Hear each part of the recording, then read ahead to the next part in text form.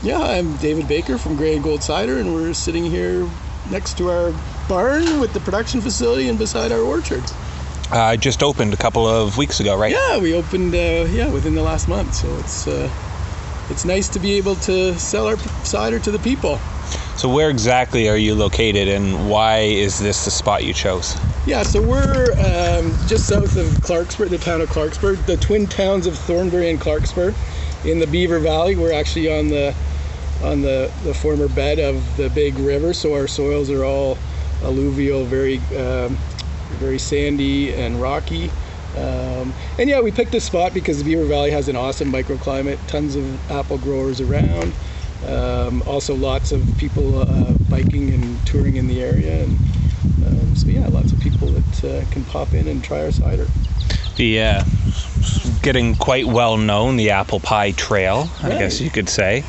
We've had a chance to stop by a handful of places around here. Quite a lot of apple orchards, obviously, quite a lot of cider makers. How have you felt that you've been welcomed into the community here? Oh yeah, no, I mean, we're lucky because we're still in the sort of relatively early days growth mode. So I think everybody feels like we're still at the stage with more ciders is better. We can create some critical mass for tours and trails, and so everybody's been amazing. Yeah. Not quite a threat yet. That's right. Well, and I think it's cool too because there's few enough of us, and we're each sort of taking our own little spin. So I think it's neat the way we can all kind of fill different niches in the market and put all together. It kind of gives a really broad experience of what Ontario cider's about. So tell me about the land here that you're on. You've just finished some apple planting. Right. So we have 9 acres here, and we just finished putting 5.5 of them into production. We custom grafted 29 different varieties of multi-purpose and cider-specific apples on a semi-dwarf rootstock. We planted them a little differently in that we didn't till it all, so we left our meadows, which have been in meadow for 40 years since the last commercial orchard here was abandoned. We're growing all organically. Yeah, there's probably half of the 29 varieties that we're growing that aren't being grown by more than a handful of other people in Ontario, so we're excited about that.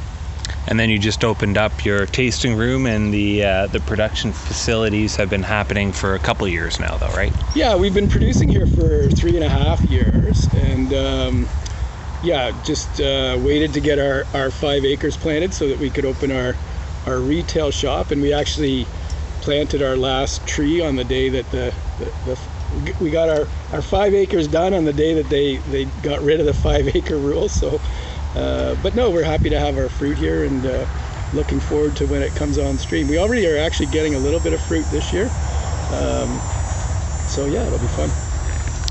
You have a handful of offerings which are quite unique.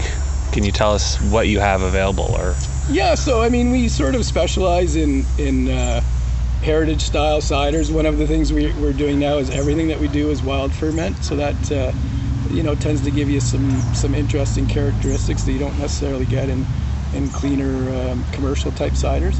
And then we've got some that are straight heritage ciders, different levels of funk based on how long they've been aging and how long they've sat on the lees. And then we do some a few ciders that are flavored by steeping them with different botanicals that we've had a ton of success. And it's neat because it gives the people that come here an opportunity to taste some different stuff. I would love to have 4 different golden russets from different years, all done slightly differently, and that would be really cool for the cider geeks in the crowd. But for sort of the average cider consumer, we're trying to offer some different tastes.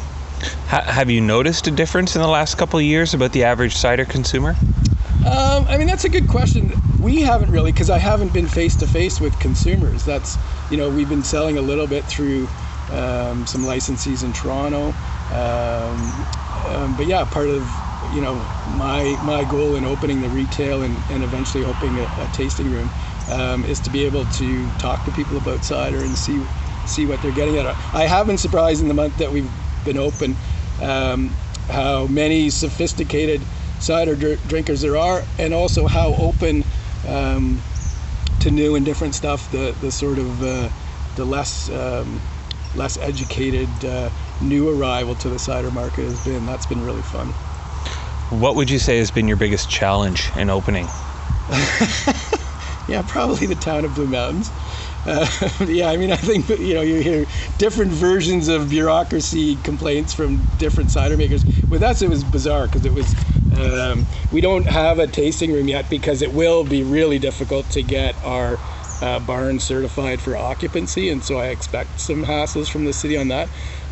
But for our retail operation, all we really had to do was have an 8x12 shed, but the city still insisted on bringing a building inspector out, who the first thing he said when he got here was, "That's not even a building. I'm not allowed to inspect that. It's under 100 square feet," or whatever the number is. And the fire department came out, and so that took, to get what they call a wet certificate, which is the only thing AGCO needs from the town, which basically just acknowledges that this is an area that you're allowed to sell alcohol in, because I guess there still are some dry areas in Ontario. I know my buddies in Meaford, when they wanted to get their wet certificate, it took 24 hours. It took me 7 weeks, so that was a bit of a pain in the ass. Politics and bureaucracy ends up showing up still, and continues to. We are seeing a large explosion in cider, continuing to grow. When we got started in 2015, 50, 60 cideries, now we're over 110, Yeah, and that's more what you're saying. Wow. keep popping up. How has the rest of the industry been with regards to you? I know you did some of your education with a couple of different people around the province as well. Yeah. So just by coincidence, you know, the year I went to the cider school, I can't even remember what they call it, but it used to be held in Cornell. Now they're doing it in Brock. There were two guys that now have Heartwood Cidery and Windswept Cider that we became very good friends with, and we've sort of grown up together in cider. And then also a fourth guy that was there from Ontario has now just started up Hardway Cider, so that's pretty cool. It's interesting to see people, you know, all on their own little journeys. Is there a cider that is not yours that you really appreciate and wanted to give a little shout out to? Sure. Probably Windswept has a new Northern Spy Pet Nat that I had the other day that was just exactly my idea what a cider should be. Mark and Courtney at Windswept do some great things, and that one in particular was very tasty from their most recent bottling.